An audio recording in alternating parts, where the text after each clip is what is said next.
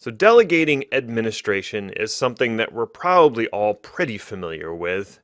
It's generally necessary when you have more than one person on the IT team that you're going to want to delegate out administration of certain functions to other people on the team.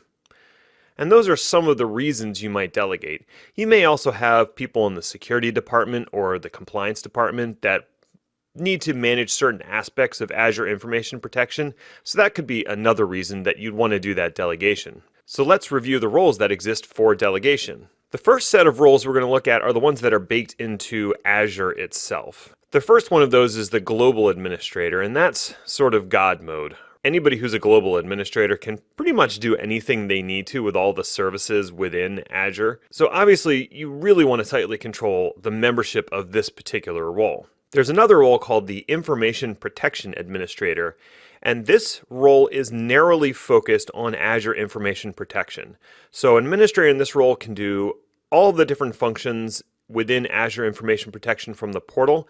And if they're using the Azure ADRM module for PowerShell, they'll have full access to run any of the commands within there, but it doesn't grant them any rights outside of Azure information protection.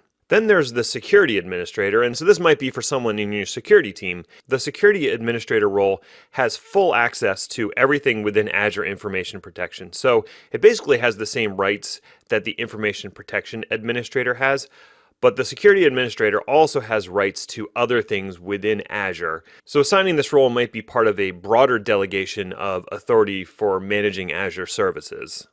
There are also roles that are specific to Azure RMS, the Azure Rights Management Service.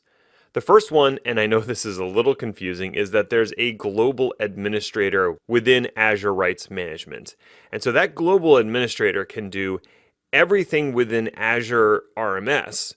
So any command that exists in that AADRM module, they can run all of those, but it doesn't give them any permission to Azure Information Protection beyond that.